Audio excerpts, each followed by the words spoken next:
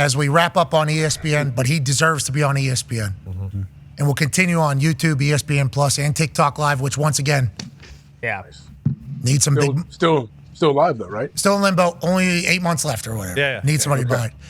The Scottish Warrior, the former world heavyweight champion, for 5 minutes and 18 seconds. Oh, no. He got screwed. Bamboozled. Yeah. Ladies and gentlemen, Drew McIntyre.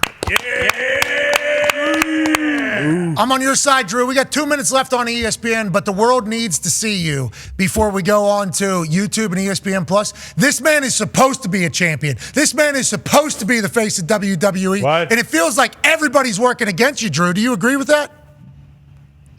Feels like everyone's working against me these days, be it CM Punk, be it fellow members of the roster, or be it your colleague on commentary, Michael Cole, talking trash about me every single week. Get him, Drew. You know, The Rock loves you. The Rock is a part of re-signing you, keeping you in the WWE, being a WWE superstar, being one of the faces of the WWE. And you got Michael Cole just being a little bastard every single week. How are we going to handle this? How do we move forward, Drew? What are the next steps for the Scottish Warrior? Well, I suggest you have a talk with Michael Cole. You know, he's got, the most powerful voice in WWE. He controls the narrative in WWE, whether people realize it or not. He puts the thoughts in their head that they're constantly thinking.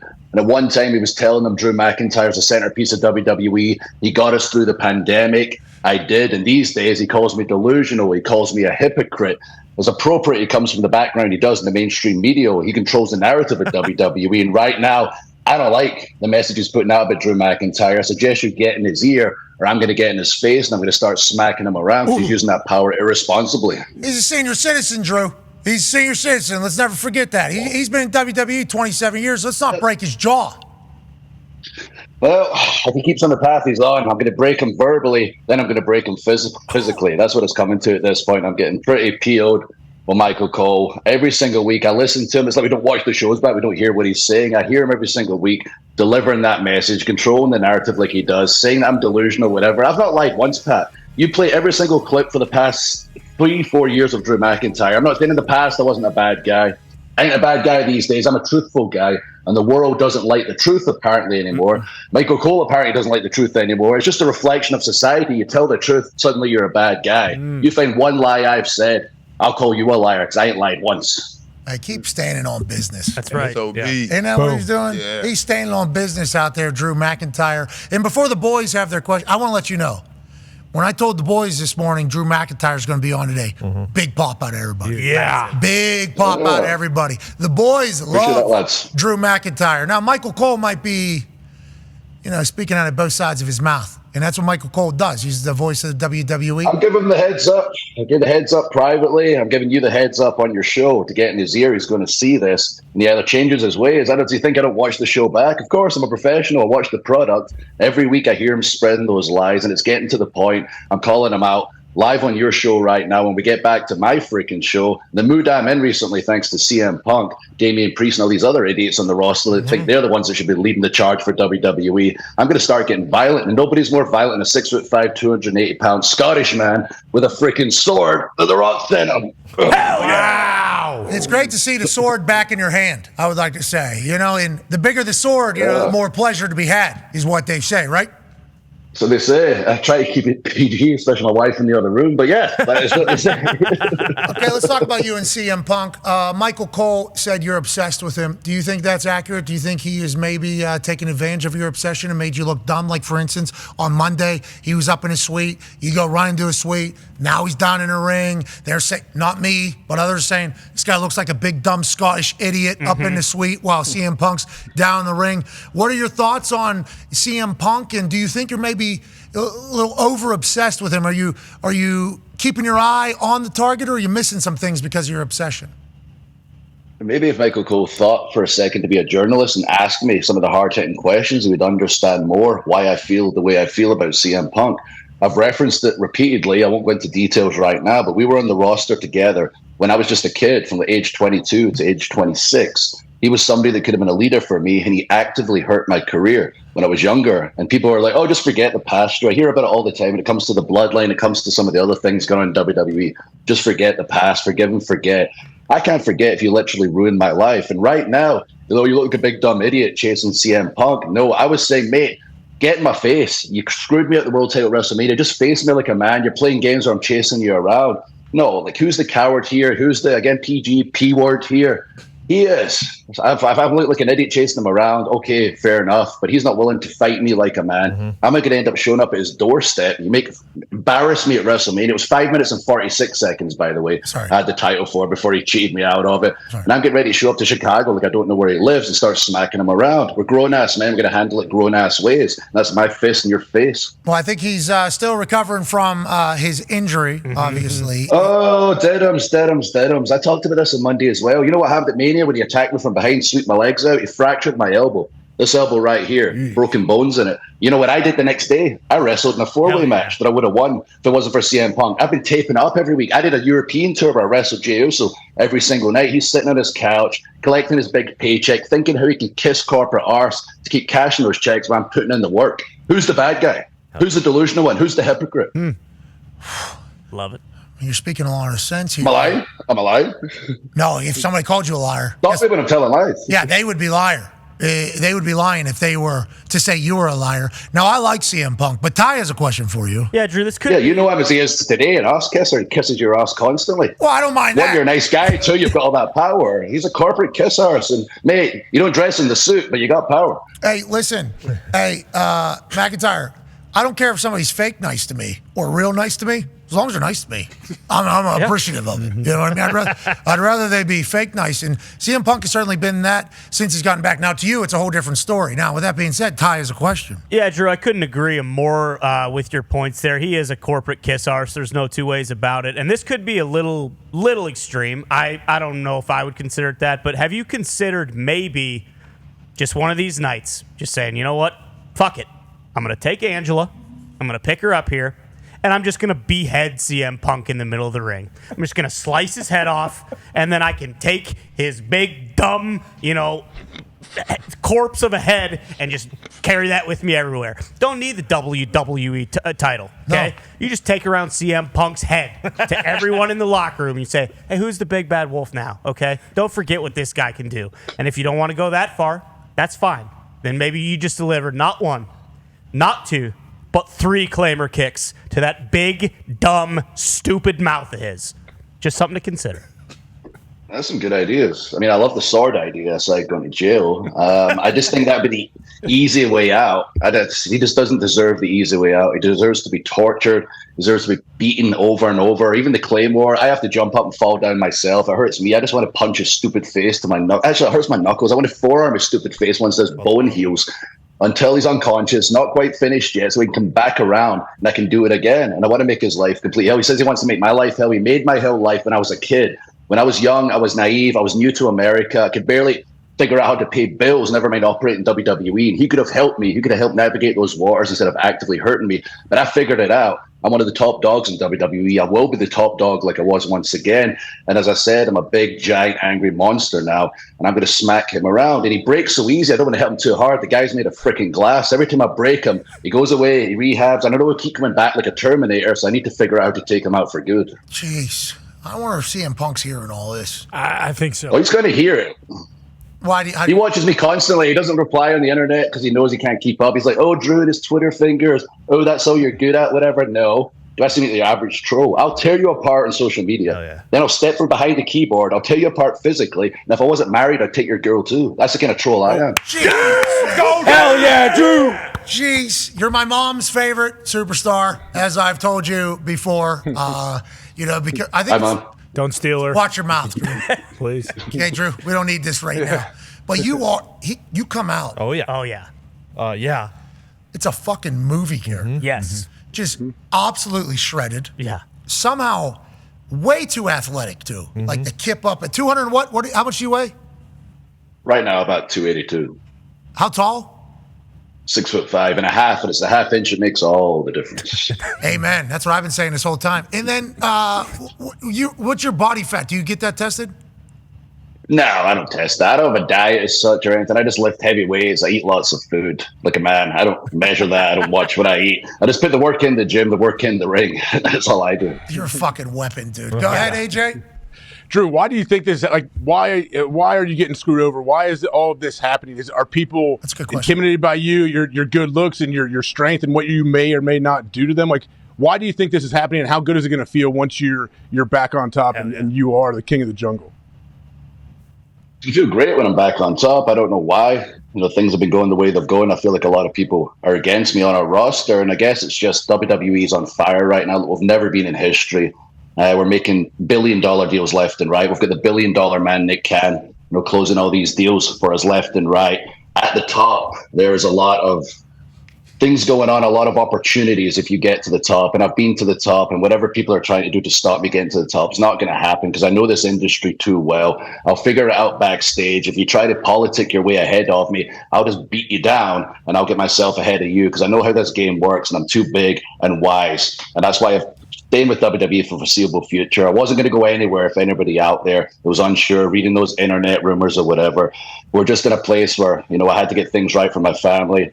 I got with Nick Khan, I got with Triple H, they were so understanding, and we got things right for the future. Drew McIntyre was never going to go away from WWE, and it's awesome that The Rock made that announcement. It's the first time he's done that for anybody in our roster, that Drew McIntyre's re-signed with WWE. And I want to talk about something positive, an inspirational headline. I was fired in 2014 by WWE, and I deserved to get fired. I needed to get fired to truly find myself. And 10 years later, The Rock's announcing that Drew McIntyre's re-signed with WWE. For anyone out there who's made it, and then you get knocked down in your butt, you got to keep fighting. You got to keep pushing forward. You got to leave no stone unturned. Put the work in. Be accountable to the person in the mirror. You can do freaking anything. I've done it time and time again, and this is the most recent incident of it. Hell yeah. Go.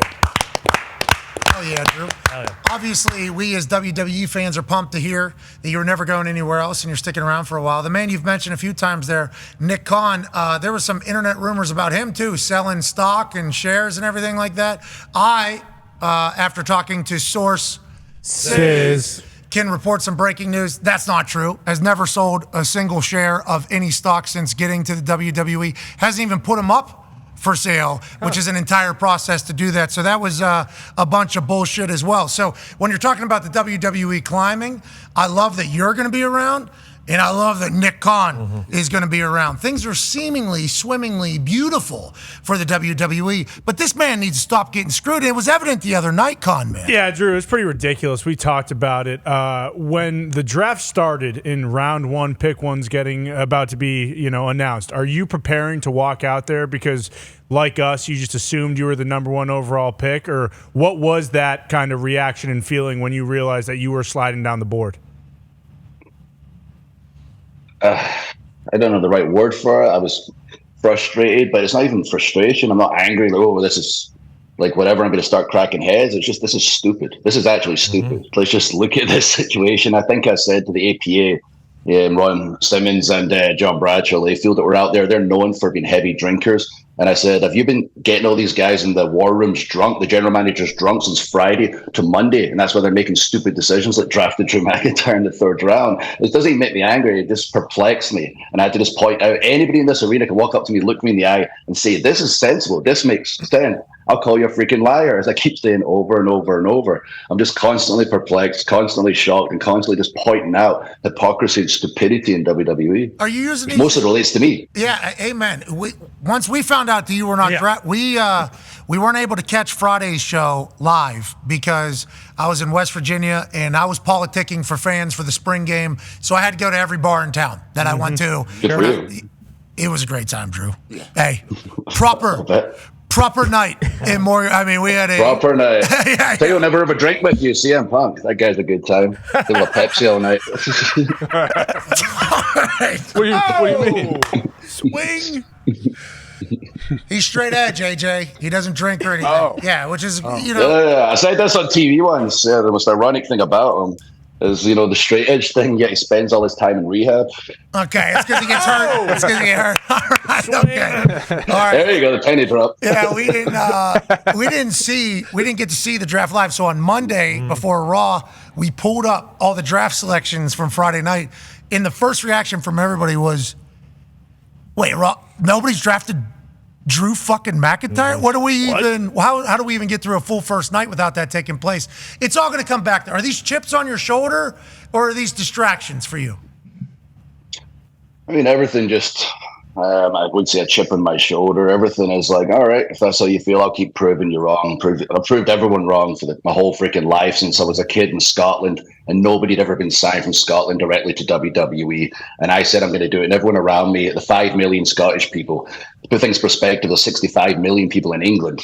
And I said, what makes you so special? How are you going to be the first person signed from Scotland directly to WWE? And I said, I'm going to make it happen one way or another. And I did. And I had everything. I let it slip away. As I mentioned, I got fired. And I said to my wife, I remember, I'm going to be back. And I'm not just going to be making up the numbers. I refuse to make up the numbers. I'm going to be the top of the heap, one of the top superstars in WWE, and eventually the top superstar in WWE. And I know things are going to come my way. Obstacles are going to get in my way. And I'm going to keep smashing right through it. I'm going to keep putting in the work. I'm going to keep making sure I look like a WWE superstar. I wish some more of our superstars actually put in the works. It seems like these days I'm constantly being asked, why don't half the roster look like wrestlers when it's, new fans that are coming in or people recognizing WWE for the first time?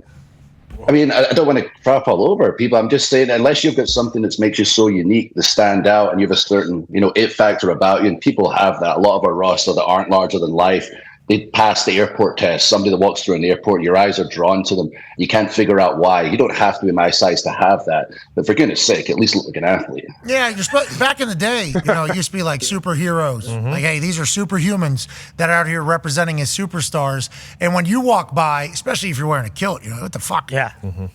A guy in a kilt. I usually am. What's under your kilt? Nothing. Except on TV, and again, the PG thing. Kills me as a Scotsman to wear something under there. But yeah, aside the show getting cancelled, I might get cancelled when I get home. Okay, got it. Okay, I understand. Yeah, let's keep the dong in. Let's not go dongs out with our kilt.